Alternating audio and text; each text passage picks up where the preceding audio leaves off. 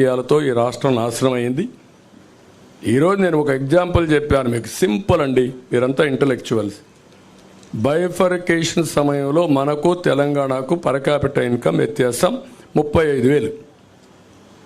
నేను 5 ఏళ్ళలో కష్టపడి 27,000కి తగ్గించాను. అక్కడ జనాభా తక్కువ, ఆదాయం ఎక్కువ. ఇక్కడ జనాభా ఎక్కువ, ఆదాయం తక్కువ. పర్ క్యాపిటల్ పెంచాలంటే చాలా ఎఫర్ట్స్ ఉంటాయి. ఇప్పుడు ఎంత అయింది? అది 27,000 45,000 అయింది. Can you imagine? నీకు ఆదాయం ఎట్టొస్తుంది? ఇక ఆదాయమే లేకపోతే నీకు ప్రభుత్వానికి ఆదాయం ఎక్కడి నుంచి వస్తుంది? ఎవడు ఖర్చు పెడతాడు? కొనుగోలు శక్తి ఎక్కడికి వచ్చింది? This is where I'm saying. Okay అమ్మా, మీరు బయలుదేరండి. ఒక్క నిమిషం కన్క్లూడ్ చేద్దాం. మాకిద్దరికి కూడా ప్రోగ్రాంలు ఉన్నాయి.